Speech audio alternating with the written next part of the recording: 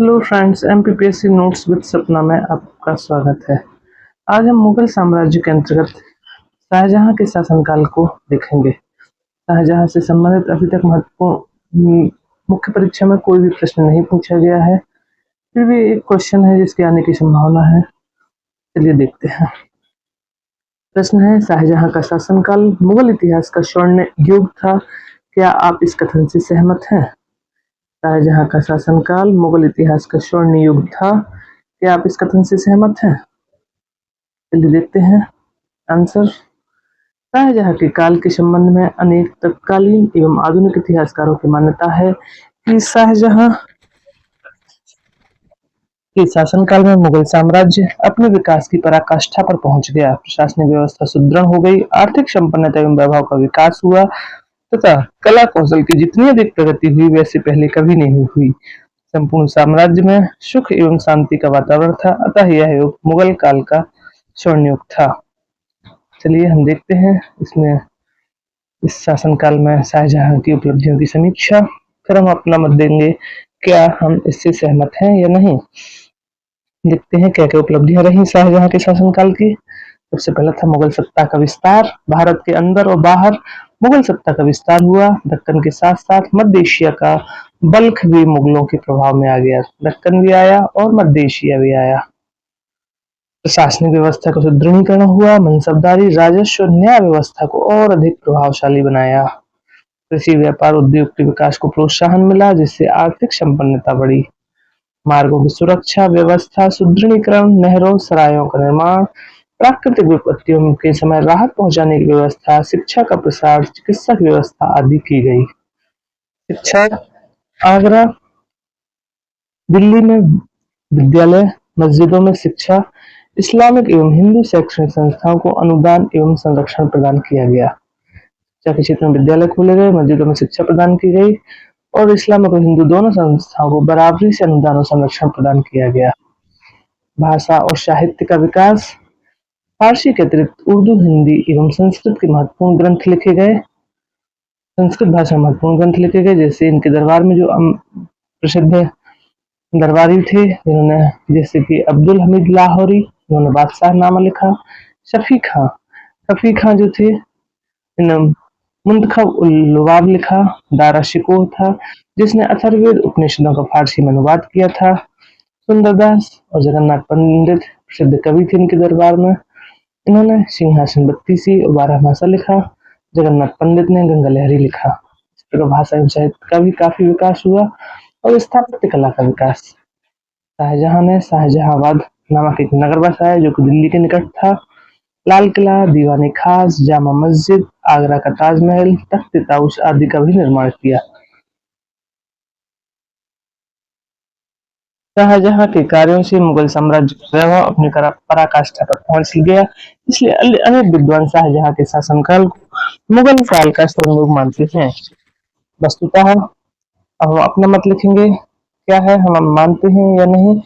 वस्तुतः शाहजहां के शासनकाल ने उन तत्वों को बढ़ावा दिया जिसके कारण आगे चलकर वैभवशाली मुगल साम्राज्य का पतन हुआ। कलात्मक विकास के अतिरिक्त शाहजहां के शासन काल में कोई अन्य महत्वपूर्ण उपलब्धि नहीं हुई। उसके समय में दरबारी संघर्ष और षड्यंत्र बढ़ गए। कांधार को वापस लेने का प्रयास विफल हो गया। वहीं दक्कन पर भी स्थायी प्रभाव स्थापित नहीं हो सका। भवनों एवं युद्धों के खर्चों से आम जनता कर के बोझ तले दब गई।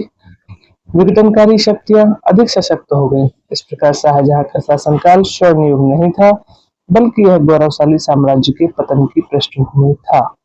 इस तरह से हम अपना आंसर लिखेंगे। इस प्रकार हम देखते हैं शाहजहां का शासनकाल स्वर्ण युग न होकर विघटन शक्तियों का और युद्धों का काल रहा, अतः इसे स्वर्ण युग कहना मेरे विचार से सही नहीं है। चलिए नेक्स्ट क्वेश्चन देखते हैं।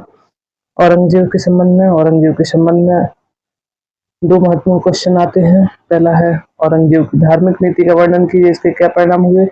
2015 में 300 शब्दों में आया है।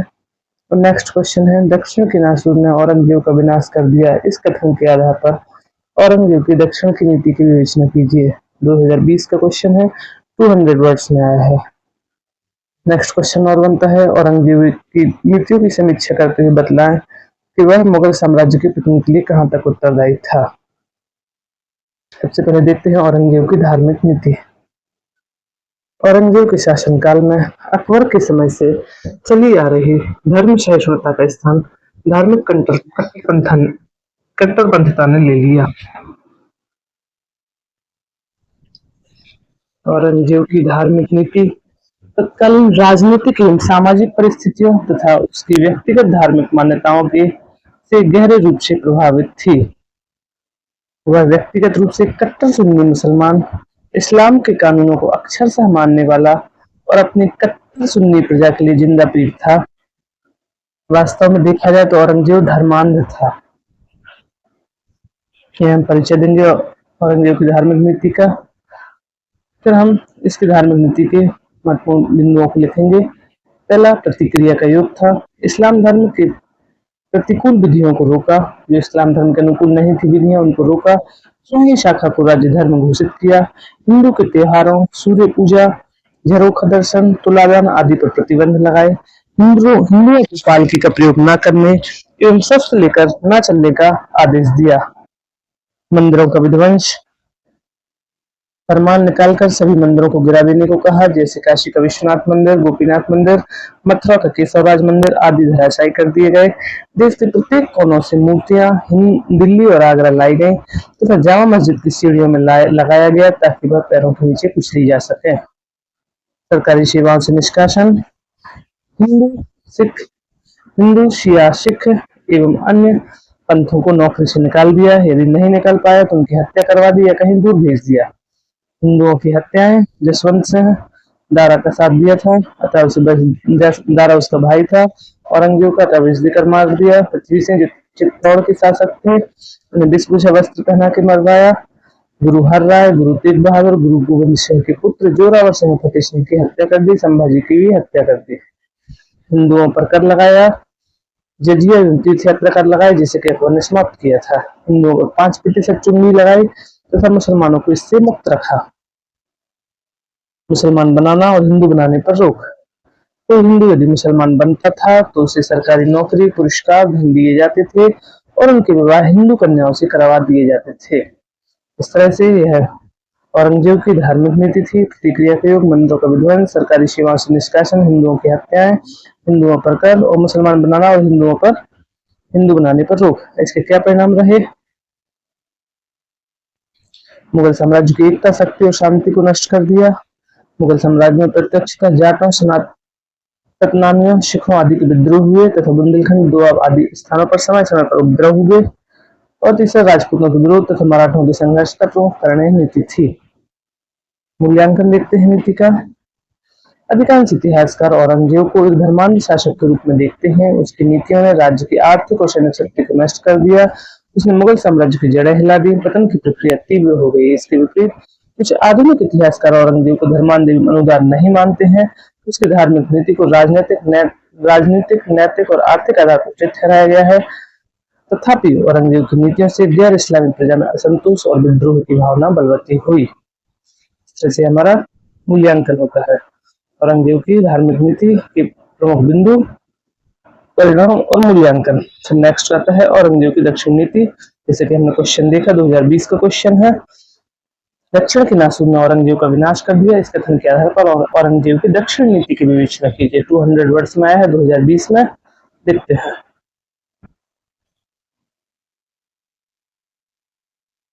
औरंगजेब की दक्षिण नीति। जहां अकबर ने अपनी नीतियों के द्वारा मुगल साम्राज्य को मजबूत किया और उसे स्थायित्व प्रदान किया, वहीं औरंगजेब ने अपनी नीतियों के द्वारा दृढ़ और स्थायित्व प्राप्त मुगल साम्राज्य को जर्जर और खोखला कर दिया। औरंगजेब की धार्मिक नीति, राजपूत नीति तथा दक्षिण नीति भी मुगल साम्राज्य के प्रतिकूल ही साबित हुई। धार्मिक नीति हमने पढ़ा है, दक्षिण नीति अभी पढ़ रहे हैं। राजपूत नीति को आप देखिए, सर्च करिए, पढ़िए और अपने नोट्स बनाइए।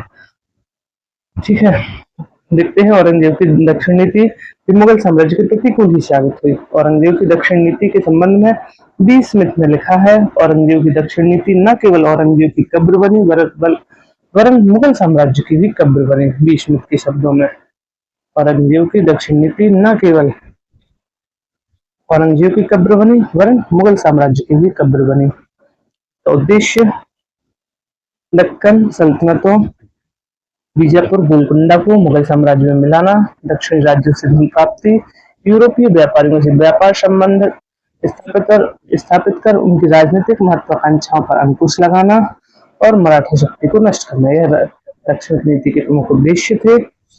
दक्षिण नीति क्या थी? इसमें 4 पॉइंट में हम दक्षिण नीति का अध्ययन करेंगे। पहला बीजापुर पर अधिकार, दूसरा गोलकुंडा पर अधिकार, तीसरा शिवाजी से संघर्ष, चौथा संभाजी से संघर्ष। सबसे पहले बीजापुर पर अधिकार देखते हैं, इसकी पृष्ठभूमि क्या रही। 1665 ईस्वी में राजा जयसिंह के अधीन एक सेना बीजापुर आक्रमण करने के उद्देश्य से भेजी। यद्यपि जयसिंह ने गोलकुंडा के सुल्तान एवं मराठों को अपने पक्ष में मिला लिया था,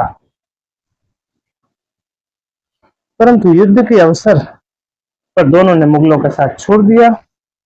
जयसिंह को निराश होकर वापस लौटना पड़ा, उसे विफलता हाथ लगी और फिर 1685 में औरंगजेब ने स्वयं दक्षिण में प्रवेश किया और अपनी सेना का मोर्चा संभाला, बीजापुर की घेराबंदी कर दी। गोलकुंडा और मराठों के बीच ने बीजापुर को सैनिक सहायता भेजी। यद्यपि गोलकुंडा मराठा जिन्होंने पहले जयसिंह का साथ दिया था लेकिन एन वक्त पर छोड़ दिया था, इन्होंने बाद में भी बीजापुर को सैनिक सहायता भेजी।